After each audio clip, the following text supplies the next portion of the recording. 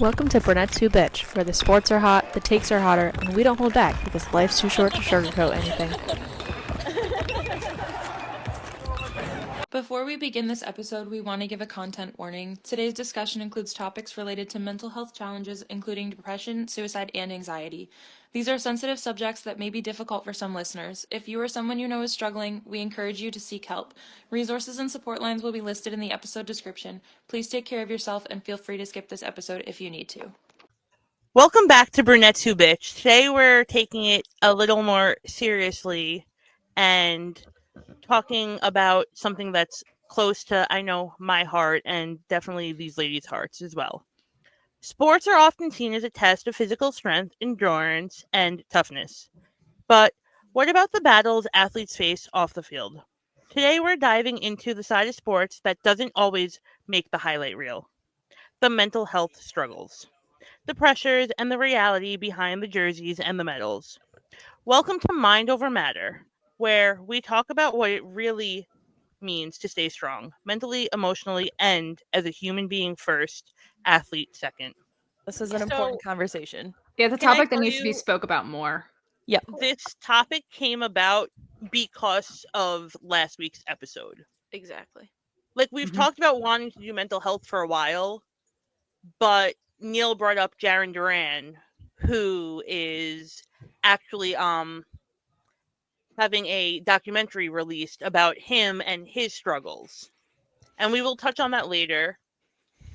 But that's where we decided, we should do a whole episode and truly focus on the importance of mental health, because mental health matters and it needs to be destigmatized and talked about more. Amen. Yeah, Freaking men. It's crazy because there's just no follow up to that in that section because it's just yes. Mic drop. Mic drop. Yes to all of the it. episode. Thanks for listening to Brunettes Who Bitch. We'll be back next week. No, but it's this conversation, as you said, we have to end the stigma and all that stuff. But I don't think a lot of people understand how whether it be a professional athlete, whether it be a college athlete, high school athlete, even young kids, how the sport that they're playing can also be belittling their mindset at the same time. They could be happy with their friends playing all the sport. They could be happy making X kind of money, but at the same time, money is not going to buy you happiness. And then you have these other kids who are in college and high school who are getting ridiculed constantly, whether it be by students, their coaches, superiors, parents. High school parents are rough these days, let me tell you. And I feel like it's something that needs to be spoken about more, especially with the inclusion of social media and the expectation of these said players with the increase in opportunities that there are out there to make a name for yourself, including money. So I was gonna say, isn't it crazy to think that you see professional athletes that they're struggling with their own mental health? Is that a little crazy? Because you would never expect it just because of the happy face that they constantly put on. Mm-hmm. I was just gonna say that a lot of people think that they're superior. Sorry. You think that. You're probably gonna say what I was gonna say anyway. Yeah, probably. People look at athletes like they're on some pedestal, up here, and nothing can touch them, and they're just so they're perfect and everything goes their way and everything is exactly how it should be for their lives and whatever, and they forget that they're also human beings and they're also going to struggle with things, and they're gonna have their moments where it's oh, I had a bad day, I'm anxious, I'm depressed, I'm this, I'm that, I'm whatever. Just because they're an athlete or they make money does not mean that they're not feeling everything that everybody else feels. They're still human. Exactly.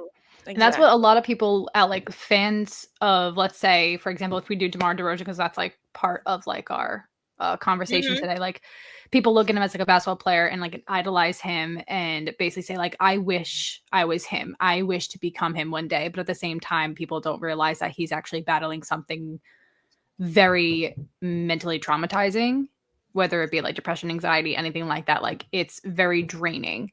So you're wishing to become something that you can't even see, and it's very difficult to. Same thing with Michael Phelps is another example, and I literally have a quote from Michael Phelps. And he was like, I remember sitting in my room for 5 days not wanting to be alive. I realized I couldn't do everything alone. And that was a turning point for him. But like, a lot of people don't see these things. They just see this Olympic medalist who's, our inspiration. And I'm really glad he's a role model for these swimmers, but he needs to be a role model for mental health too. Mhm. And he is, but it's not talked about enough. Yeah. I just feel like this is also like a theory that I have in my head because I'm at a point of like, do they not speak about it because like their agents or their publicists or their PR people are basically saying like don't do it because it's like PR suicide, like not to try to like make a comparison here or what's the word I'm looking for? An analogy, I guess. But I really just want to know if like some of these agents basically say like don't speak on X, Y, and Z too much because you're going to be running it out and people are going to get bored and you're going to lose this interest of like certain people and your fans. I don't know. I feel like a lot of PR people are very intricate when it comes to that stuff. I could see that being like a problem though, because if you think about it, like when athletes speak out about it, I'm going to say everyday people who, go to their 9 to 5 and come home, look at that and go, what do you have to complain about? You have X amount of millions of dollars in the bank. Mm-hmm. And it, like, they, like I said before, they also struggle and have their issues. So they should be allowed to talk about it. But people who, like I said, go to their 9 to 5 every day are going to be like, you have nothing to complain about. Your life is perfect. Mm-hmm. Put It's yourself in their hard. shoes. It's not perfect. It's hard because you don't see what other people are struggling with.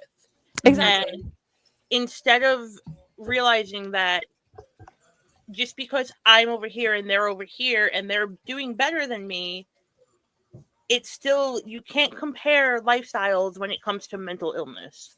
Exactly. No, because mental illness affects everybody. It doesn't look at you and go, "Oh, you're an $8 million a year athlete. I'm gonna Mhm. leave you alone." But you only make $40,000 a year, and work paycheck to paycheck. Ooh, let me bother you. Like that's not how mental health works. It can almost be argued that they are under more pressure in the sports Yeah. world. Say that because they have like so many more people looking at them, expecting them to be like okay every single day. And you And have a lot of these people sports betting too. Like sports bettors, like some of them also have like a really big betting problem at the same time. So these people also get angry. These people start causing tantrums and fights and arguments with these players. Obviously, they're also human and they're players. Not every game is going to be the best game of their freaking life. Yeah. You know what I'm saying? So like you have all these people trying to say like, I need you to do this, and if you don't do this, I'm going to lose all this money. That sounds like a you problem, not a them problem. That is But they're going to so make weird. it their problem because they don't want to blame themselves. Don't blame professional athletes for your financial irresponsibility. Like, Right? it's literally not their fault. But I would also say don't blame any Clocked. kind of athlete in terms of poor performance and not making the game experience what you want it to be.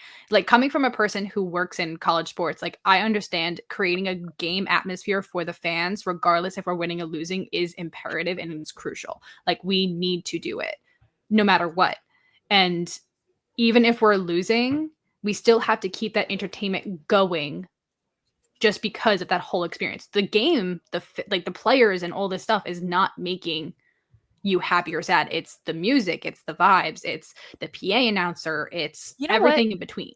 That's very true because like I can go to a Devils game and they could play like absolute fucking shit. And I'll still have fun because the music was good and I was there with my friends and the atmosphere was good. Mm-hmm. Yes, I want them to win. Like obviously please Yeah. don't go fuck it up, but like you're completely right in saying, it is about that stuff too. Mm-hmm. Like if you look, I know I'm a Mets fan and all that stuff, but I can say like the way Citi Field has developed in terms of their game atmosphere, regardless if we win or lose, is a game changer. Like these fans are leaving happy because they had such a great experience. Sure, we'd want our team to win. Yes, as always, that's what we do as fans. But I'm not going to leave a stadium hysterically like pissed off at, let's say, Juan Soto. As I know, I'm using this as an example because I know people are also getting onto him and he's putting so much pressure on himself to do well. But like, just because Juan Soto like struck out or whatever and he popped up into a double play, whatever it may be, I'm not going to hold a grudge because one, we have a 100-game schedule. Two, I was in Citi Field. I was at a night game. I was doing all this stuff. I saw Mr. Met, man. Like there's other things that are happening and occurring other than the game. And also the team is not decided by one person. No sport. Say it louder for the by people in the one back. person. Say So it if louder you for the try to people in put the the back. blame on a loss onto one person or try to put more pressure onto one person to perform well, you look like an idiot. Can we talk about real quick just like how that happened last season with Jack Hughes and how like he was hurt and everybody tried to blame that season on him. And I was like, can we not? Because I'm sure that this guy is already beating himself up because he knows he's not playing 100%. Mm-hmm. And you're treating him like absolute garbage because he missed a penalty shot or because his shot was off or whatever. Like, but take it a step further and look at how his season ended again this year. And everybody was an asshole again. Everybody was like, why isn't he with the team? He had surgery in Colorado. Mm-hmm. And then he was rehabbing in Colorado, Michigan. And not with the team. And everybody was flipping out that he wasn't with the team and he chose to be in Michigan rehabbing by his parents' house. And you know what? He is a 23-year-old male whose season just ended for the second time in a row. Yep. And whatever you're saying to him, he's saying to himself 3 times harder, I promise. We don't know what his mental state is like. Why are you so upset that he wants to be around people he's comfortable with? Yeah. The other thing I want to add to that too is like, okay, so think about his mental state because you know that he's not going to be 100% in a good state.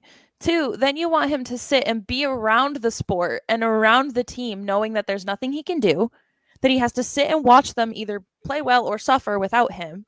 Mm-hmm. And 3, his brother, who he lives with while he's there, is in and out of the apartment because they're on the road. Who's supposed to help him do anything? He hurt his shoulder. Yeah. He can't go and make himself food or anything like that. He's probably not allowed to use it. Like, I barely even hurt my shoulder and wasn't allowed to use it. So, like, again, fans think they know best. Off Twitter. No, but that's a thing. Social media plays a huge role in the impact on mental health, whether it be in young kids, young athletes, student athletes in college to professional athletes. You're telling me that these guys are not searching their names at least once a week just to see what's trending about them? They've admitted to doing that. Correct. Yeah. So like Twitter, I understand like TikTok and Instagram is like worse, but Twitter gives you more of a free range to really discuss your opinion. And I'm a person that says you are entitled to said opinion. But when it gets to a point of criticizing someone to a point of driving them mentally insane is where I'm at of like, you crossed a boundary in that instance. And Twitter really does give you that border to do so. I can't stand people on Twitter. Me either. That's why I stay off. I mean, like, I'm chronically on Twitter, but I am one of the people who are like constantly defending these athletes from people who are being assholes. Like, here's my one thing, not to, continuously talk about the Devils. Sorry, Sam. No, do what you got to do. The Rangers are out. I got no problems. I'm out of hockey season. Do what you got to say. Right. Okay, perfect. Like, there's this one thing that I constantly see where it's like, yeah, like the loss of this game, like a lot of the times they blame Luke for it, or they'll blame like a specific player on the team. And I'm like, it's distinctly not their fault. Mm-hmm. It would be their fault if it was literally just them on the ice. Yeah. But this is a team sport. It's not a sport like tennis or track and field. It's none of that. But even then, if you are playing tennis or doing track and field or whatever is solo sport you're doing, you still don't need to belittle an athlete because they make a mistake. And the one, like, my whole point to this is that, like, even if the player had a bad game, you have no idea why. Maybe he's Correct. nursing an injury. Maybe he's like, Maybe his dog died. yeah, maybe he's got something going on in his personal life. Or maybe he's having a bad mental health day. Mm-hmm. Are we not going to act like people go to their 9 to 5s and have terrible days and mess up everything and they're like, yeah, like normal human beings have bad days and it affects their Everything. like the Yeah. way they go throughout their day is affected by how their mental health is doing. Yes. And God this forbid a is, like- fucking athlete does it and has a bad game. Mm-hmm. Shut the fuck up about the game loss being about a specific player's like. But like that's the thing. I'm gonna We crash said out it. about this actually. We've said this, I think, quite a few times so far in the episode, and we keep saying that they're human beings. Mm-hmm. They're humans. They're just They're like not us. They just robots. happen to have some sort of platform of being good at whatever sport that they are. And this also goes to celebrity as well. Like Taylor Swift, as much as I do not like her music and all that stuff, she is a human being. Yeah. I don't Just care how because much they you have- hate her. I don't care how much you dislike her. Whatever word that you decide to use, she's still a human. She still has a mind that she has to battle or work with. Like, it's, I don't know. Same thing just happened with Joe Jonas. He did some pop-up in Miami, and apparently he only showed up for an hour at this pop-up. It was a free event. It was a free cup of Joe, which is his brand of coffee event. And he was not obligated to show up at all. He never said, I will be here from these times. They did the same thing. It's a in the same way surprise. when they did the Jonas Pizza stuff. They showed up for an hour. Mhm. There's so many people going in and out, and it's a safety hazard for him. Like, truly, if you think about it. Yep. And then there's these people on TikTok and Twitter, and I don't know why I see these things because I literally do crash out when people like wish death on people. But this girl was literally like, he could die tomorrow and I wouldn't care. And I was like, oh! There's a lot of people on social media, and I mainly see this on Twitter. I've seen it on Instagram quite a few times too, where it's like wishing death upon a person, whether it be a It's famous crazy. influencer or a famous athlete. Again, that going back to the athlete, if he or she underperforms, it's like these people are coming after this guy saying like, I wish you would die or something like that. Like, you mean to tell me that when you were however old that you were when you played a sport that you played, you did not have a bad game?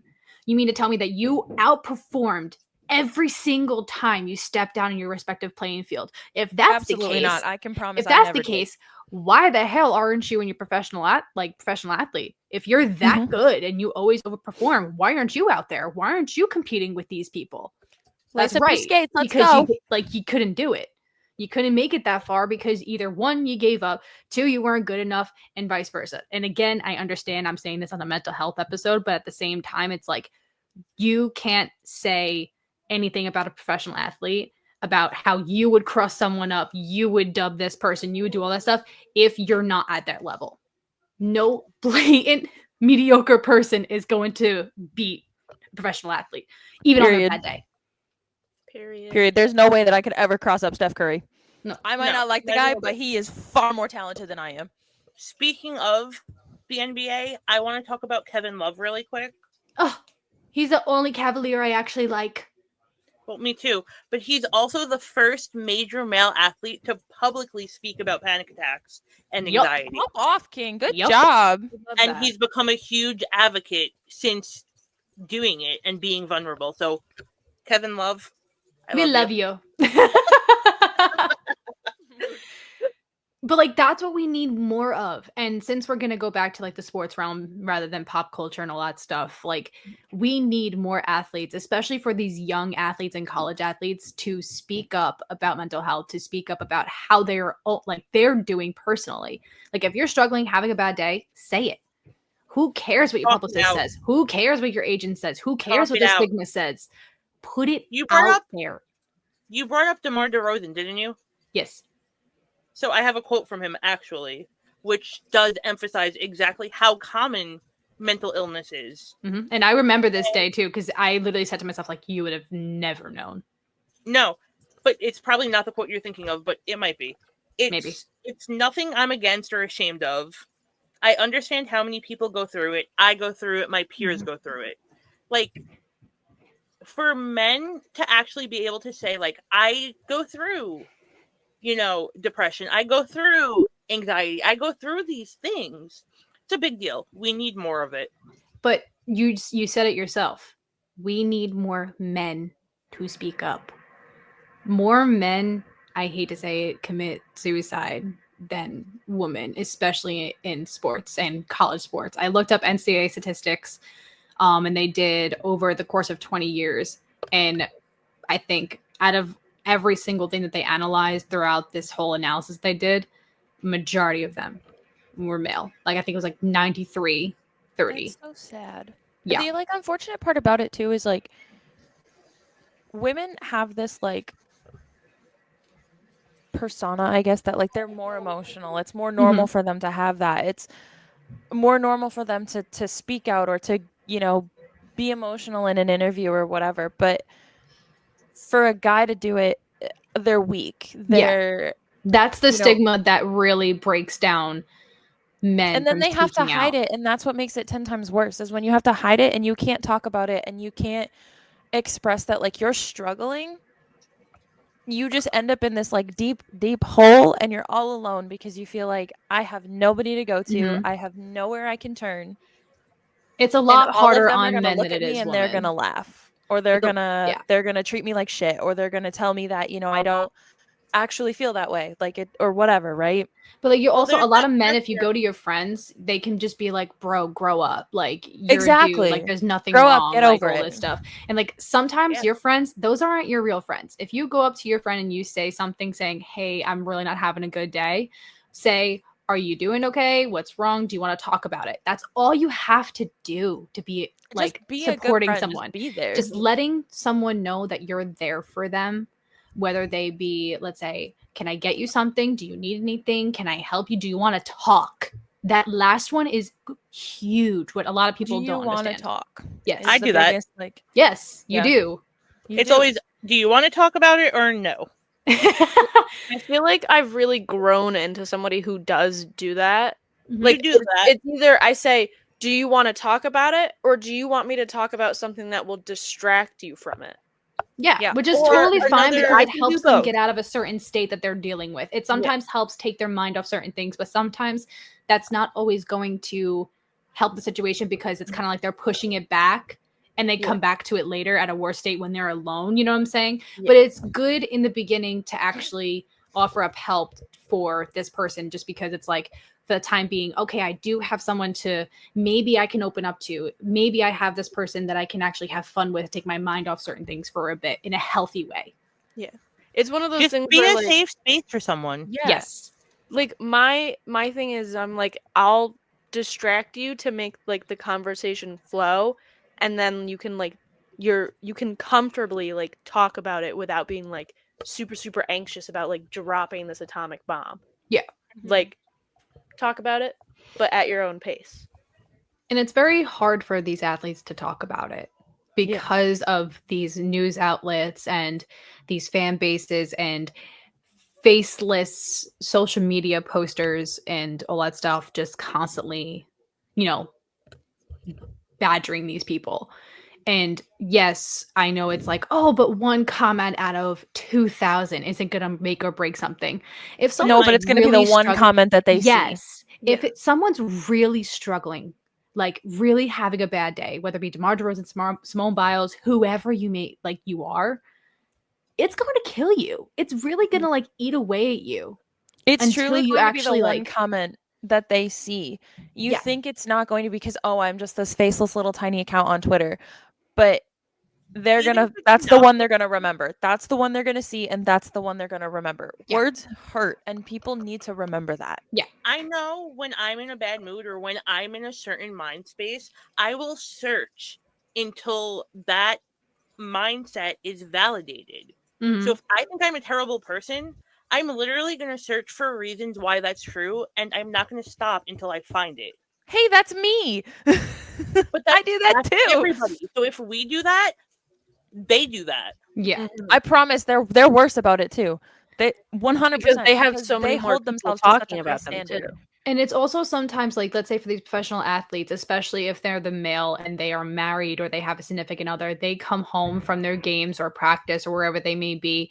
They feel like they have to be strong because they are the man of the house, that they are the male authoritative figure that needs to protect. They need to, constantly provide and all that stuff. So that also is a wearing mentality on these athletes. And that's why I feel like a lot of men struggle a lot more in women's sports and professionally, but of course the women struggle as well. But I feel like women are more open about it because of the stigma I was of gonna us say, being more emotional. I feel like women are just more able to talk about it than Yes. men are too. Yes. Look at Simone Biles. She truly Yes. took a step back. Like mid event, she took a step Mid-event. back. Yeah. But that was before, wasn't that before that entire doctor situation came That out I and don't about? know. I don't think know. that's when the heat of it really came out and about. If It I might have. remember I don't know the correctly. timeline, Yeah, I don't but I know. do I know, think it was like, around that I had time. so much respect for her that she said, "My mental health comes first. I come first. And I'm do not." you Pop off, queen. Honestly, I was so proud of her for that. I was like, you are literally, that's so good. But my favorite Yeah. comments that I was seeing surrounding that was people saying like, "Girl, you're Simone Biles. Like, what is so bad in your life? Like, what's this? What's that?" But did you not see the situation that's unraveling with a doctor that literally abused these people, these girls, Allie Raisman specifically too? She was involved with it. Yep. Lori Hernandez. Like, these girls came out and said something. Was Simone involved in that? I don't know, because I don't really know like the full story, but I do know the basis of it and who is involved. If that shit comes out and I know my friends are impacted by it, I've seen some sort of it, it's going to affect me too. And if it's impacting her performance, she knows she can't perform to the best of her ability. She deserves to take that step back. She deserves to put herself first.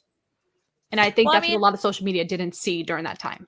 look at it this way too. Like, take the professional athlete portion out of it. If you're having a moment at work where you're struggling to do something, or you can't get the worksheet done, or you can't get the spreadsheet, or whatever you're doing, what do? You get up and you walk away for a minute or 10 minutes or whatever, and then you come back and you start again and you keep trying. So why are the athletes not allowed to have that same, like, uh, freedom, I guess, to be able to say, I need to take a step back, because if I don't, my mental health is going to suffer, or I'm going to suffer. My biggest motto at work, because working in sports is also very mentally draining, whether you're an athlete or not.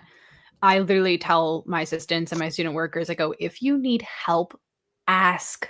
And I'm not talking about like mental health. I mean like physical, like if you need work related help so you don't get burned out, please tell me. Like, please ask me. Like, this is what I'm Burnout here is so for. real. Don't hide it. Mm-hmm. Yeah. And I feel like that's what causes a lot of these people to actually break down last minute, because of that said burnout, whether it be social media burnout, whether it be media outlet burnout, sports burnout, coach burnout. I don't know, but it's just a lot can go into someone's mental health status. And I feel social media, like I said earlier, plays a huge role in this. Social media is Especially terrible for it. Yeah. Yeah. Social media messes up my mental health, and I'm not a professional athlete. But So I think it touches base more with college athletes. I feel like these professional athletes, sure, do they look at social media? Are they a part of social media? Yes. But I feel like right now the kids that are in college are that generation that are so social media absorbed that everything they do, everything they say has to be posted, because we are in the world of influencers. Like, we are in that world of name, image, and likeness and all that stuff. And it's really difficult for them to maybe find that mental balance between what is reality and what is social media people just hiding behind a screen trying to make your life a living hell. Yep. Like, I really do like the term pressure cooker culture, because I don't think a lot of people understand that the pressure that Well, so athletes that's what it comes have. down to. Yeah. It's the pressure that you need to be tough. There's pressure that you need to perform. It's pressure cooker culture. Yeah. It is And this constant pressure on you from literally all fucking aspects in your life. like, I just wanted to bring this, like, talking about pressure, I do want to bring up in 2022, the 5 student athletes, but within like weeks of each other, not being here with us anymore. Like Sarah Schulz, Katie Mayer, Jaden Hill, Robin Martin, and Lauren Burnett. They both were respective student athletes and all that stuff. And they each, you know, took their own life and all that stuff. And it was like they're either going through a breakup, a divorce, failed an exam, you failed to perform in your sport, you have this name, image, and likeness contract. There's all this stuff that a student athlete now has to deal with other than just go to school, go to practice, go to your game. It's so much more than that now. And that's really weighing down on their mental health. Not only that, and it's true, it's being a student and being a student athlete is very hard. Mm-hmm. I mean, you can attest for it. You did it. Yeah. It's not easy. I mean, because I played for a Division III school, so I never had the pressures of, let's say, these Division I kids have. And I also was before the time of the NILs being a thing, or social media really being a big part in our careers. But I do know that time management is a really big thing, and you do have pressure on you no matter what level of a sport that you play. And I feel like whether the pressure is there no matter what, it can either be from an own personal standpoint, because I definitely put a lot more pressure on myself to perform after my freshman year. And then you also have from a parental standpoint, my parents never put the pressure on me, but I have seen throughout my career a lot of parents put pressure on their own kids to perform well. And if they don't, they constantly berate them. Parents are terrible for that. I am lucky that my parents never were. My parents were always so supportive and are like super amazing. My mom was always there for me through all of the pressure I put on myself and was like, you know, talking me off the ledge all the time. But I've seen some parents like who are just terrible, absolutely terrible. Whether they're like, well, some parents, there's some kids, poor kids, their parents are their coaches too. Mm-hmm. It just is 10 times worse. And I'm like, oh boy. Like, I know I joke around, like, when I have a kid and my kids get into sports, I'm gonna be that, like, annoying parent in the stands. Like, I know I'm gonna be that love mom. that. But I'm also, dude, if my parent was a coach, I would have lost my dang mind. Sorry. Side note. Anyway, I lost my train of thought. I don't even know what I was gonna say. Something. I know there's one more athlete I want to talk about before we do move on, and it's Dak Prescott, because I don't think I talked about him yet. You mentioned his name, but I mentioned his name. Okay, so trigger warning. Trigger warning this entire episode, honestly, like we said. I will give you another trigger warning. So I guess this kind of touches upon, like, you know, the double standard of being praised for vulnerability and then trash talking them for showing emotion. But I want to touch upon Dak Prescott, who talked about anxiety and depression after his brother had died by suicide. And he got both praise and backlash. And I have a quote of his. It's about, you know, breaking the stigma and being a leader and stuff. And I think being a leader is about being genuine and being real. If I wouldn't have talked about it, I wouldn't be doing my job. And that's a mentality that I want more of these athletes to, like, gain. Mm-hmm. Talk about it. Talk about your struggles. And not even just athletes. It should be we should all be talking about our struggles. We should be. Yeah. Like, I remember when I first started my Instagram, like my fitness account, I was very big on like preaching mental health, like very big on it and not shying away from that kind of topic and speaking on that topic. And when it comes to like professional athletes or anyone that has some sort of platform, they should definitely take advantage of their following and their viewership and all that stuff to be able to speak on topics like this, especially if it hits close to home like Dak. Like, I can never imagine what he went through personally, because that kills his own mental health. Because I feel like he can also just be like, what could I have done differently to prevent this? How can I not see the signs? And that's the scary part, because most of the time you don't see the signs. they're so invisible. They're non-existent. Like, you think they're non-existent, but they're there. And that's a scary part about this whole thing. How personal are we getting on this thingy? You guys want a fun fact? How personal you want to get? Do I know this? It was high school. Yes, I know this. Freshman year of high school, my grandmother had just passed away, and I was going through a lot, and I got called to the guidance counselor's office because my friends told the guidance counselor that they were worried about my mental health, and they were worried I was going to commit suicide or do something and harm myself. Regardless of the fact, kudos to those people. I was going to say literally, that real friendship. Correct. Real friendship. Kudos to them. I was just struggling, and I was a freshman. Which, as you should, because you're also fine. a young age at the time. You were also young. You were like 13, 14 when you're a freshman, whatever. So kudos to those people for actually speaking up and going to a superior. And I really do hope that that guidance counselor did take that in accurate steps to make sure that, okay, good. Oh, they called home. I came home to my parents. I was like, no, I'm fine. Cindy would be like, what? Yeah, that was an interesting day in my household. But you know, like, I have so much respect for them because we should be doing that for our friends. We should be doing that for strangers. Mm-hmm. You never want to see somebody die by suicide. You never want to see someone take their life. You never want to see someone be harmed. So, yeah, fun fact of the day. I don't think Kate or Lauren knew that story. I don't think I knew it. No. I think me and Ashley have gotten to like, this is like in the beginning of our relationship, like when we spoke about like our past, and 99.9% of the time happened like when we were under the influence, unfortunately.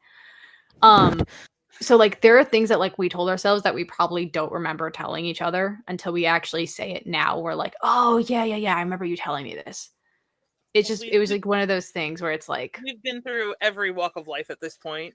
Yeah, we have. From the literal lowest lows to the highest highs. Oh yeah. But yeah, so I don't know. There's a double standard and it needs to end. Yeah. There's a double standard surrounding a lot of things, and mental health is like the biggest one, in my opinion, at least.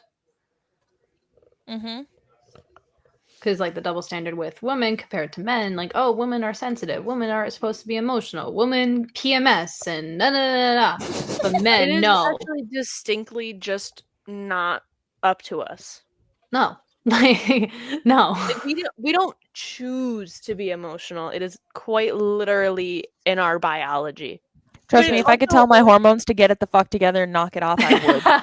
If I could tell my brain to stop thinking, like overthinking at one point in time, I would 1000% do it. But that's the best part. Like today, I literally texted Matt saying like, this is my brain overthinking. I'm so sorry. And he literally just goes, don't worry, I'm going to handle it. I'm like, thank you. Because get you a man like that. Hop off, Matthew. Like that. Good job, Matt. Yeah, that was I like insulted him a couple episodes ago, so she takes it back. Compliment him. Sorry. I don't remember what it was for, but it was probably for him being a Jets fan. I'm just gonna take a wild guess with that. It was either that or something about Josh. I think it was the Rangers. I think it was the Rangers episode when we did the I think it was about Josh Allen and how he was like. Oh yeah, it was. You were like, I'm sorry for talking about Josh Allen, and I was like, I'm not. Yeah, no. I'm crying. Oh gosh. I said clocked. Sorry. Clocked. For now. But anyways, moving on. I guess we should talk about the man who inspired this episode. When I tell you that, I just want to like say this. I did not know this story. It's actually, did you look it up at all? Because it's insane. Yes, I have. Don't actually know much about this story, to be honest. It's really like when I know not many people believe in God. I'm shaking right now. Yeah, like my hands are sweating. I know most people aren't religious. Some people don't believe in God. Some people don't believe in what X, Y, and Z. But whatever the case is, I do know that there was someone, like a guardian angel, overlooking this man, making sure that he sees tomorrow. Like, that's how insane this story Did is. you watch the episode? I tried.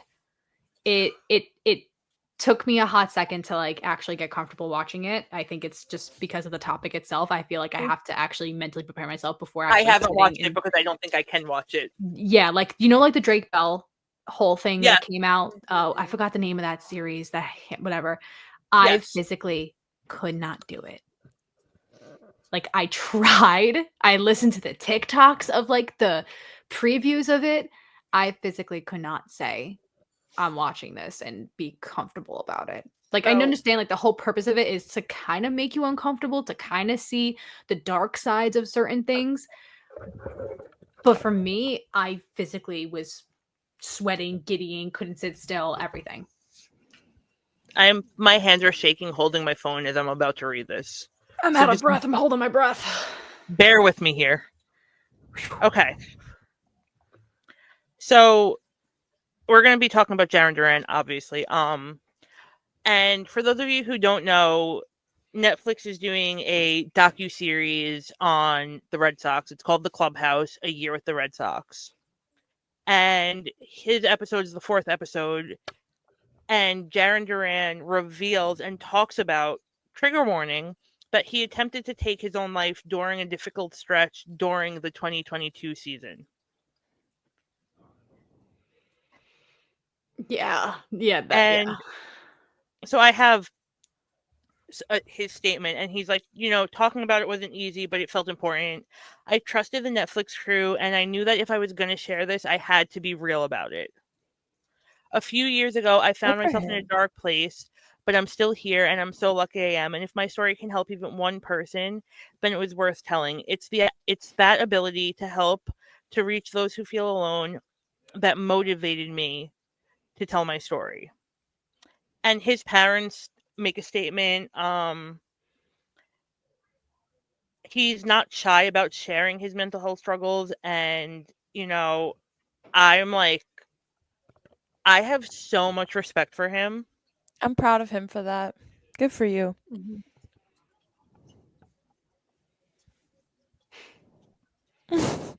Yeah, it's hard. I'm still shaking. I'm sorry. No, it's a very. This just took we were like, yep. Well, because I feel like this is I something that said we this was going had to be a heavy save. episode. Yeah, no, I feel like we had to save this for later on in this episode, mainly because we feel like we had to touch upon all these other ideas and topics surrounding the mental health that most people probably are already aware of. But Yeah. when it gets to this point, it's like, okay, we touched upon what can be different, why it impacts us, how it's, really beneficial that we really do take care of each other, whether it be your friends, families, or your own self. For It's so important. for him to try to do what he did, and God bless that he's literally still here right now. Yeah. He has a second chance of life that most people, I would say 90% of people, do not Can get. I tell you guys how he tried? I know how he tried, and I know you know how he tried. it's when I think I told Matt this, and Matt was kind of like, holy shit. And this is coming from someone who handles these things daily. So he was in his room, and he had a rifle. Yeah. And he literally pulled the trigger, and it didn't fire. It jammed. Yeah. Oh my god. Like, that's why I say, like, he had some sort of guardian angel with him that day. So bad right now. I literally have tears right now. Yeah, he had some sort of guardian angel with him that day. Like, without a doubt, saying, no, you're not doing this. You're better than this. You're stronger than this. Like, you can get through this. There's going to be a reason why you're getting this second chance at life. And right now, him speaking his story, his truth, and the mental health, that the struggles that he was going through, he's fulfilling that part of the life that he's got back, and something that he couldn't do before he attempted. It's crazy. That's scary. Yeah. That's so scary. Damn, I should have looked this up. I knew what I was getting into. Yeah. I Oh my asked if I could God. say it. No, you had to say it because I feel like he also deserved, like, sure, we're still a brand new podcast. Sure, I'm sure we don't get 1,000 listeners each pod yet, but this is still something that preaches his story based on what important. he's trying to do. You know, It's we're important and it's extending part that of his olive branch for story. him. Mm-hmm. Ugh. God bless. Yeah. God bless his right. Wow. That was like really heavy. Eh. That Mhm. That was was. really heavy. Sorry. No, Don't I be like I was like sorry. trying I was trying not to cry because hold up, I can't really. Oh no, I cried like a baby when I saw that they were putting a documentary, and I was Yeah. like, "Why are we getting a documentary on the Right. Red Sox?" I'm like, what did they do? And then I'm like, I cried oh, when I was like Oh, truly researching it and I'm read like it all, and I was like, I'm like gonna cry right now. but wait, I have a question. Anyways, How many of us? I mean, how many of us? I was like, out of all four of us, were we aware of the situation back in 2022? no, I was not nobody was. clearly because Right. I'm like He wanted to went talk about it. like 3 years. I don't know what month it took. So let's say just 3 years because we're in 2025 right now. 3 years for him to come out, speak his story. I get it. It takes time. Absolutely. And you want to be sure you're healed, like you're in a better mental state before speaking about something that's very traumatizing. Yeah. But For those of you listening and not watching, Ashley's hands are literally vibrating. yeah, like literally, she's Ashley's shaking it. vibrating. I'm Totally. crying. Kate is. I was gonna say I'm so glad my camera quality is terrible because I literally have tears streaming down my face right now. Yeah. I don't even like And- you can't even see it. I'm so glad because I'm like I do just want to It's say I'm fine. proud of him. Because I I'm feel so like proud of him. because We're like all a proud lot of of him. people won't give it the not a lot of people, a lot of producers, a lot of news networks or social media platforms will give a big story headline to something like this. Honestly, good on Netflix for doing it too. You said it's Netflix, right? Yeah. It's Netflix. They took this and said, you have a story and we're not going to hide that. We're going to let you share it and we're going to Mhm. put it out there. We want you to share it. They didn't silence it. They didn't stop him. They said, this needs to be out there and we're going to put it out there. What always So good makes on me them, worried, too. what always makes me worried when stuff like that is like sometimes these documentaries can be too Hollywood and they try to flip the script on the story or try to make it more flashy than it should be or try to be more heartfelt than the seriousness of it, and it really takes away from the actual storyline that this person really wants to put out there. And even though I didn't watch it and none of us have, I just really do hope that they aren't trying to water down the situation for the sake of sensitive content. If anybody's seen it, let us know. I'm Yeah. gonna attempt to go watch it tonight, guys.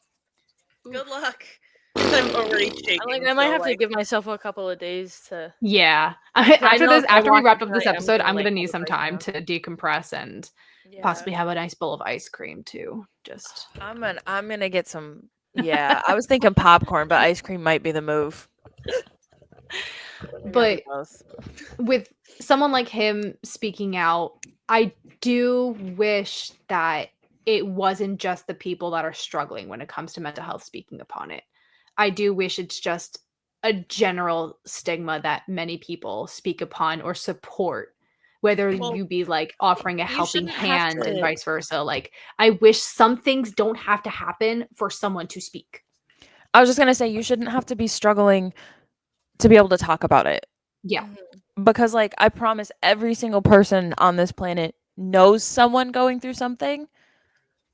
So they should be able to say, "Hey, like, anxiety's a real thing, depression's a real thing, whatever mental health issue or thing that you're dealing with, you shouldn't have to be the one suffering through it to be able to say, "Hey, this is an important topic and we need to be more aware of it." Mm-hmm. I will say though, like him getting help and improving mentally, he had his breakout season in 2024. I'm so It happy was his for him. all-star season. Again, I, like, second have chance children at now. life, and it's literally showing the goodness that life can really provide. And I know most people, we all have different life experiences, good and bad. Some more traumatizing than others, but there We all is the deal with good in shit. life. Yeah, they're but there still is the good. good in life that a lot of people Ooh. find it difficult to see because of their mental health. And for him, I'm so happy he's actually doing super well. Like mentally, not just his performing wise, but mentally to be able to speak about it, do a whole documentary about it, and be put in the front line of saying, like, this is what I dealt with, this is what I almost did, and this is how I overcame it. Like, It's inspiring for other people who are struggling too, right? To look at that and 1000%. say, to look You at that have and to say, assume he did it. saved lives. He did it, definitely so did. I can do it too. You know. He Yeah. saved lives Mhm. by being vulnerable. And especially, I know this is like the double standard that we mentioned before, but especially because he is a male speaking out about it. gonna He's clap giving these young guys, maybe even grown men, a second chance to just be like, oh my God, I almost thought about doing this myself, but maybe I shouldn't. Maybe I'm thankful that I never actually pulled through with doing it. And that's just because of him just coming out and saying, I almost did it. I survived it by some God's presence, angel sent from above. And now I'm speaking out about it. That's so good. That is. Terrible Woo! situation, but so good. Yeah. That was God. heavy. How am I listening back to this episode without crying? Yeah. Oh, Really? I am I can so barely- going to be crying on the way to work when I listen to this because my God. And I'm going to get into work with like red puffy eyes. My coworker will be like, are you okay? Yeah, it's just allergy Literally. season, guys. I'm fine. I'm like, Just I'm allergies gonna have are to be the fine. one editing it, and I'm over here like about to bawl my eyes out because I mean, I don't know if we want to continue to be personal about things, but I unfortunately did have a family member who committed suicide the same way that he attempted to, but obviously my family member did not make it through it, so it's a That's little rough. So, it goes to show, like, there's so many people that do die by suicide that at least two of us, I'm sure more than two of us, but at least two of us know somebody personally who did. Yeah. I actually know quite a few people, which is really unfortunate. Mm-hmm. I know. That's a See, statistic you mine don't is wanna not have. like, mine's Yeah, not even I college. Mine, lots of people. I've known people in high school. High school. High School is school. a big one. See, College, I I know didn't lots of hear people that that much. tried. I didn't listen. I didn't see that much of it. I wasn't exposed that much to it. But high school, dude, Mhm. I High think school there is a was big one. like 3 or 4 of them Yeah. that I was like exposed to. And I don't think I actually understood what happened until like later on, and I became more involved in mental health and I had my own struggles to deal with. And I'm like, okay, crap. I was gonna say, I think because like high school is the age where everyone is just so impressionable, Yeah. and mental health is like so important that when it's not taken seriously, that is when it's like the most affected. Like Mhm. you are Well, young you're and you literally are in like your hearing all these developmental things. years. Yeah. So like if you don't have a good support system, if you don't have a good group of friends, if you are going through something tough and you don't have the help or like the support that you need, it just sets you on a course to go right that way. Like if you're popular, you're not popular, you're the head cheerleader, you're the football captain, you're the basketball captain, you're the president of the chess club, theater person. Even if you're just the smartest kid in the class. Yeah, like there's something that judges you in high school. It labels you and it forces you to have pressure on you. And if you don't have that support, that help, that aid there, you just you crumble. It's very heavy weight to have on you, especially when you're going through developmental years. So now imagine like going through all that in high school, like the judgments and all that stuff. And let's say you do have the talent to go Division 1 or Division 2 at least, because Division 2 still offers NILs and all It those would never contracts. end for you. Not even that. Could you imagine the increase of pressure from that? Well, And also like, because now you're being criticized and judged even more, but not just by people you know, by strangers. That's what I mean. The pressure never ends. When you're in high school, it's your friends, it's your family, it's the people that you know around you who are judging you, saying, "Oh, that was a bad play. Oh, you need to get your grades up. Oh, you need to this, you need to that." But and you think, "Oh, once I'm out of high school, like that'll kind of end. Yeah, I'll still have pressure, but it won't be like this." You take a college athlete, a high school athlete who becomes a college athlete who now becomes a professional athlete, their entire life is now just one pressure after another after another after another. Yeah. There's It, no it break. just doesn't end. It never ends for them. They have no light at the end of the tunnel because they will never stop being criticized by somebody who's sitting on the couch eating a bag of potato chips while watching them play. Well, Sorry. what I would say, like, I'll give props to the NCAA, even though I do think that there are some things that could be handled a little bit better, but that's just from my personal standpoint. Um, they do have an actual like mental health program that is offered to all student athletes and even their own admin. And with this program, they're able to like feel more prepared into supporting their student athletes and their mental well-being. And I actually found like a full study of it, and it's like in 2023. So remember the 5 student athletes that like I mentioned from 2022? This study happened in 23. So this takes into account their deaths, unfortunately. And despite that, like students feeling overwhelmed was down 17%. Mentally exhaustion is down to 16%, and that's in men's sports. For women's sports, 44% of the women's participants feeling overwhelmed, down from 40%. 40%. I don't even know what it went down to because it's not giving it. And then 35% reported feeling mentally exhausted. They're making like headway to improving, which is great. But if you notice that it didn't help the students the year prior. So it's like, It's good was that it the people are school? starting to recognize, Yeah, but like but it makes you there really needs to be more think, is done. something going on in the schools that didn't help them, that didn't offer them the outreach that they had.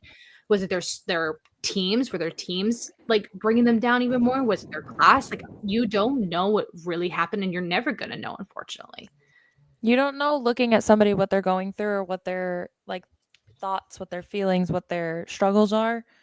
You can't tell just by looking at somebody. Please Yeah. just be nice to people. Be kind. Being kind is literally free. Yeah. It's free. Be I kind. mean, so is being a bitch, but like be the better person. So Don't be a bitch. don't be a bitch.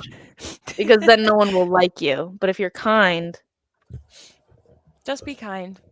And it's actually funny. I'm looking at another NCAA. All of the research that I did on the NCAA just to find out like what their mental health practices were for student athletes, they have found that protecting student athletes, do you know what they have to protect them for? It's not social media. It's not the media themselves. It's literally sports betting. And this is at a Division 3 level I'm watching. So Sports these are betting probably is the so high-end bad. Division 3 level type thing. And from Division 1, Division 3, NAIA, whatever type of other leagues that there is in the NCAA or college levels, sports betting is the biggest thing that they're trying to protect them from. And I don't blame them, especially They need to now be with the protected. NIL. They need to be protected. yes. They're so And the young athletes coming up need to be protected too. We need to take care of our athletes are just people. They're 18 years old. Some of them as young as They're 17 still if kids. they have a late They're birthday. babies. They're still kids. They're just babies. Children. They're teenagers. Their frontal lobes are not fully developed. Mine's not even fully developed. Actually, it might be. I'm 28. Isn't 25. It is 25. It doesn't feel 25. like it. Mood. So, before we wrap up, I really do like, let's talk about what's changing, what's working, what still needs work. And I'll start with the NBA, which they require teams to have licensed mental health professionals on their staff. Amen. As they should. And she should Kevin be that Love, one day. yes, I would love to. I need about 5 doctorates before I get there. Anyway, players like Kevin Love have said access to real confidential therapy and not just team loyalty therapists is critical. The NFL partners with mental health orgs and they launch campaigns about mental health often. The MLB does, mental health and wellness initiative, especially in the minor league. And then you have athletes themselves who start their own platforms to fund mental health research and support. But we also have things like PR where you have teams tweeting Mental Health Awareness Month graphics and then not investing in player wellness long term at all. That drives me nuts because I always Yeah, think that of needs that to when I change. see those. So like I think this month is I'm not gonna say the full word, but I'm gonna say SA month, like awareness month. Mm-hmm. And the school that we played recently in women's lacrosse, they had a splash page for awareness. Do I think it needed to have a whole splash page when you enter it? Don't think so. I think that's a little bit more of like a slap in the face type of thing. Like a social media post would have been fine, but like seeing stuff like that, it's just like, how much do you really care? Are you posting it for the views? Are you posting it for like, hey, like we support this, or are you just supporting it as in like we actually care? We never know. Mm-hmm. Well, it's easy to slap a graphic on Yup. a social media post and not think about it again. And you said, hey, I did my job because look at us. We are pro mental health. And a lot of people, You're let's not. say college level, Prove a it. lot of people would just be like, I'm just posting this to make my admin happy. I'm just posting this to make the university president happy. And I'm like, that shouldn't be your job. Like, I know for a fact that my team and I do our job to a point of I want to post this for our student athletes. That's what it should be for. Mm-hmm. And that's what it should be for professional organizations as well. I'm coming in with a hot take, guys.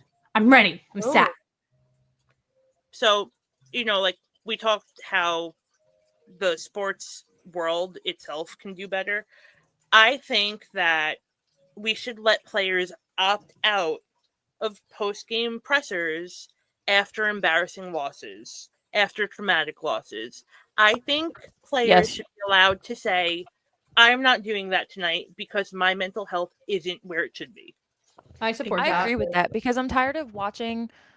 I mean, I watch a lot of the Devils pressers, and I'm And they're tired of watching those terrible. players be clearly upset with themselves, upset with the loss, and not even to able to put words into their answer, like put their thoughts together because they're just like a shell at that point. Like they're like, I haven't even decompressed and absorbed this loss.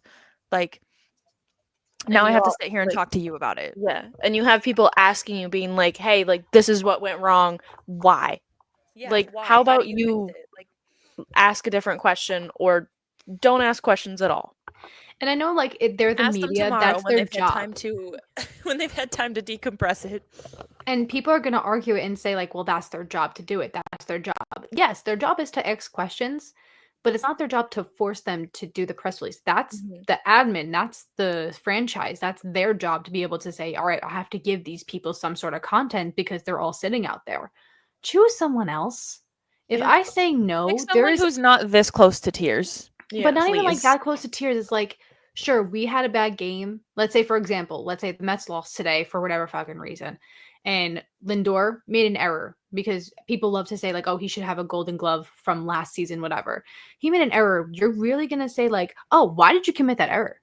I don't know. Shit just happened. Yeah. Soto felt like strikes it. out. Soto strikes out. Why did you strike out? We had bases loaded. It just fucking happened. It happens. Oh Like, no, he didn't see the ball correctly. How dare him? like, He's fucking blind. like it's just one of those things where it's like if a player is not mentally fit to hear the questions because they're getting down on themselves, they do not need to hear from the media whose only purpose to speak to them is not just to see if they're doing okay, not to see how they're adjusting to whatever team that they're on or the season so far. It's to get content for their own paycheck. Exactly. No human being should be subjected to that. Like, athletes should be protected from that. If you had a bad game and you are in a bad mental place, you absolutely should be able to say, I am not getting in front of a microphone tonight. I support Mhm. protecting athletes from the media, You especially know the what else media I that's out want? there right now. You know what else I want? What I else you want want? coaches to be educated on signs of anxiety, signs of depression, signs of burnout. I want, Mandatory mental health training for all coaches. No. yes, I want That's actually a coaches thing. No. educated That's on actually a looking for thing. signs. Like Good. there's this thing in college. It's called like safe college training, and it Yes. literally has you sit down and like let's say someone comes talk to you saying a situation happened, they're uncomfortable, they don't want to talk about it, but they don't want to get in trouble, and vice versa. If you get the type of direction that I'm going in, Mhm. that's part of it. But the issue is it's a self-run type training where people can just click through No, it. No. Make Click them through sit that's it. not through what it. I want. Make them I learn. Right. want mandatory training and education Yeah. from specialists, certified specialists, on how to spot signs of burnout, how to spot signs of depression, how to spot signs of anxiety. Because I think that would be able to open doors and pathways to have these conversations where, like, hey, you're not doing okay today. Why don't we scratch you for this game? Mhm.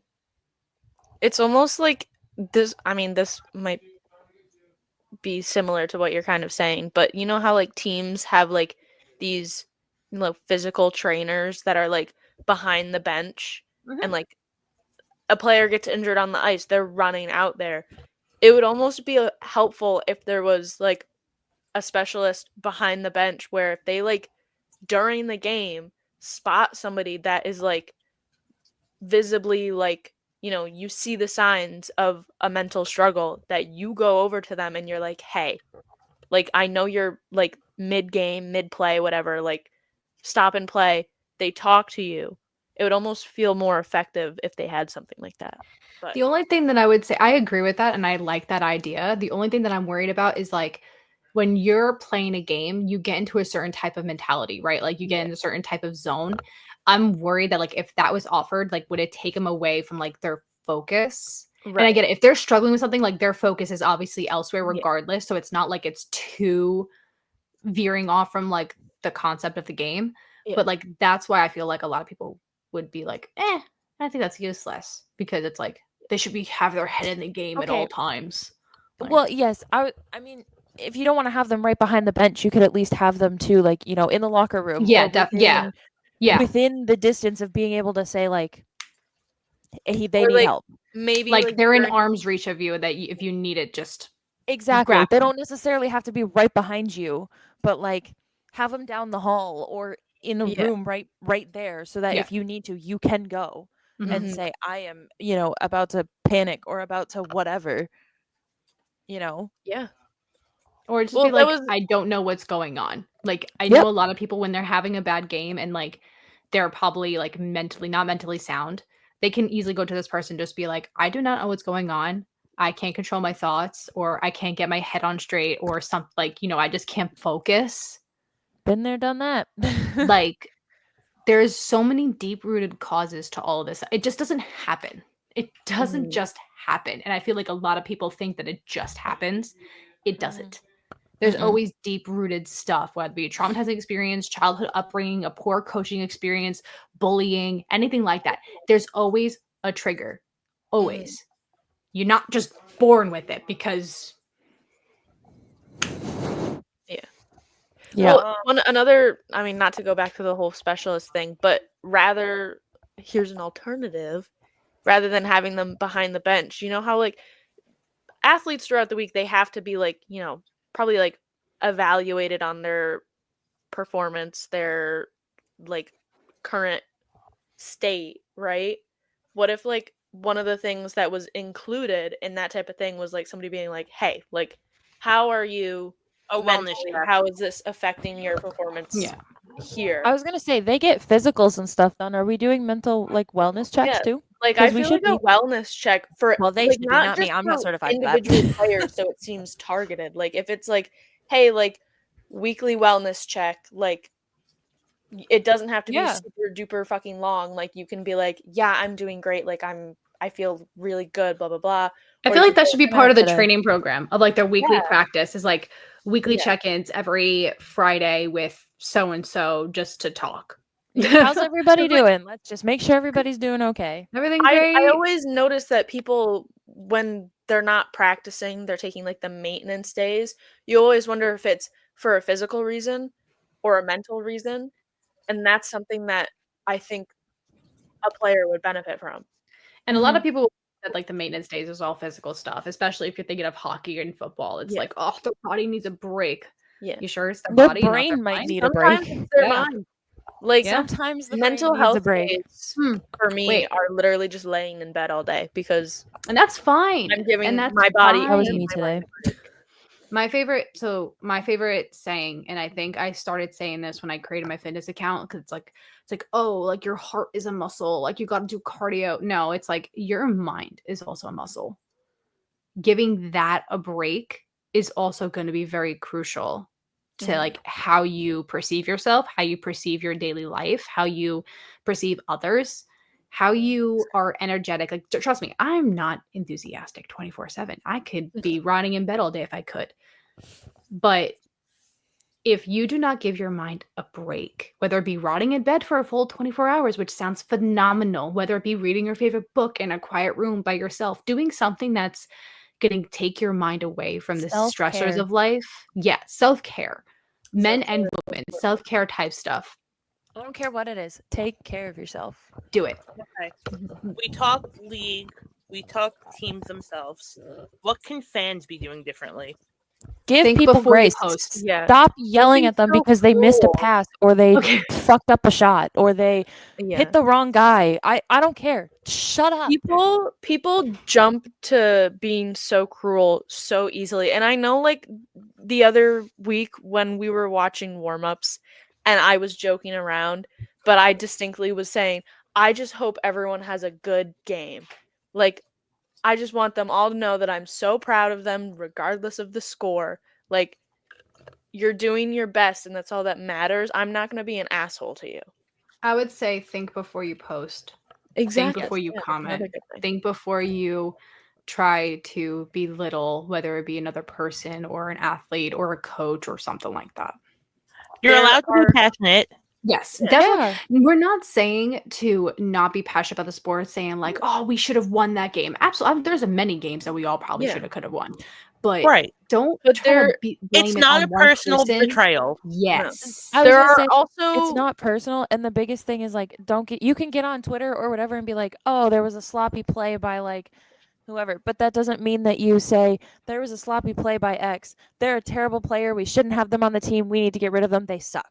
You Yep. just Yeah. need to stop at there was a sloppy play. Yeah. Period. There you can Period criticize and while tweet. being kind. It's not impossible. That's in I our do nature that as often, sports fans. guys. Like, Yeah. but that's in our nature as sports fans is to be critical because we're seeing it from our fans' perspective of like what we want. Sure, is it what the franchise wants and needs? Probably not, because we're third party sources, outsiders looking in. But we can be passionate, we could be opinionated because that's just the world that we live in. Mhm. But to be rude, to be negatively critical, and not like the critique type stuff. No, it's like why are we critiquing professionals in the first place? But to be that critical, that has to belittle someone's performance when it's a team-based sport. Even if it's tennis too, if one person outperformed the other, it does not matter because it's not affecting your life in any way unless you're a sports bettor. Hence why we have to protect athletes from that. The end. Period. Stop betting on athletes. To be like me and do Jersey Mike's. Oh, Tim Hortons. Does that count as sports betting? The Jersey Mike's, you can be like, oh, what team's gonna win today? And I just pick a random one and it gives me points. Well, that's Mine's valid. pick 3 people who are gonna score a goal and you get points if they score. Yeah. And Mine if you doesn't get even ask 7 in a about row right, players. you get free coffee. The Jersey Mike's one doesn't even ask about players. It just says, which team do you think is gonna win? It doesn't even ask you for the score, doesn't ask for anything. No. It just says pick a team. And Ours is just pick 3 players and if at least one of them scores, you get points.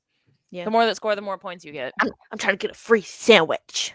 You get free coffee for the week if you get 7 in a row. I was so close. That's I pretty was cool. at 6 and I lost it. Support them. Don't Yes. attack Yes. them. Yes. Yeah. Okay. And then the last thing I want to touch upon, or at least that I want to touch upon, I don't know if you guys want anything else, but the impact on younger athletes. Protect them. Well, yes, That's the but biggest thing. Protect them. you have to think about it this way. You have these young kids seeing toxic fan bases and seeing trolling and seeing them call athletes soft. And it's just leading to more issues down the road because now these kids aren't going to want to speak up when they have issues. Can I just say, I was a young athlete once, okay? And I didn't grow up with social media being this aggressive when I was a young athlete. If I was an athlete now watching all of this, I wouldn't even want to play anymore. Like, I promise, I'd want to give up before I even got to like the point where people would be paying attention to me. I'm actually kind of scared. Like, I think about that daily. It's like if I still was in college and social media was what it was now, and I wouldn't be able to handle it. yeah, like I don't know if I like my mental health in college was the worst. No matter Same. what, like I couldn't imagine without like social media being a thing. I couldn't imagine what it would be like if I actually had social media. I just know that like I am somebody who takes things to heart. And Same. if somebody calls me a bitch, I'm like, oh my god, like, they think I'm a bitch. They think I'm mean. They think I'm this. They think I'm that. And I take that to heart. So if somebody told me that I was a terrible player and I didn't deserve to be on the court, I would believe that. Yeah. And I would sit there and not be able to play my sport because somebody told me that I didn't deserve to. I couldn't do it.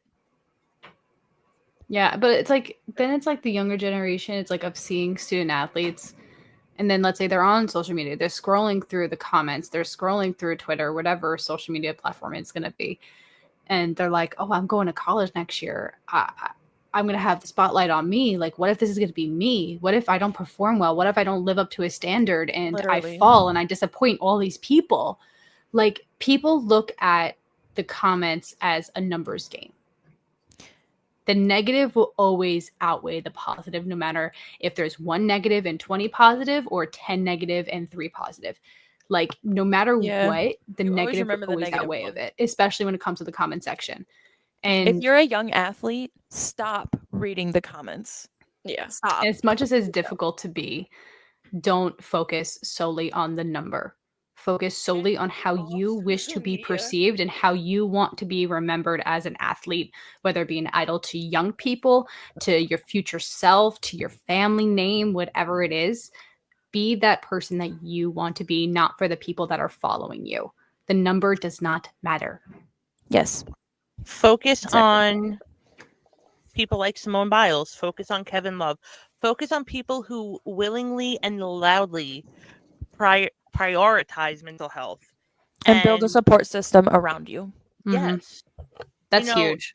If younger kids grow up hearing that taking care of your mind is part of the game, the future of sports can be healthier and just more enjoyable. Like, I feel like sports has gotten a lot more enjoyable, especially women's sports in previous years. And I know a lot of people are going to say Caitlin Clark effect. Absolutely, Caitlin Clark effect. But I always want to be in her head sometimes. She always seems so calm, cool, collected. And she was at the brunt of like the negativity, but so much positive at the same time. And so much pressure was relying on her. And I'm just sitting here and I'm like, I really hope that she's in a positive place. Like, she even had Diana Taurasi, a freaking MVP WBA player for years, went to UConn, All American, all this stuff. And she literally said she's going to get a reality check when she gets to WNBA. And I know Diana kind of like took it back recently because she says, I got the reality check, which is great because karma. But it's just, that was just not needed, saying you're going to get a reality check. Why? The Athletes comments need to like support that are other so athletes, too. unnecessary. That's so like, you're both in the same league. You're both at the same playing level.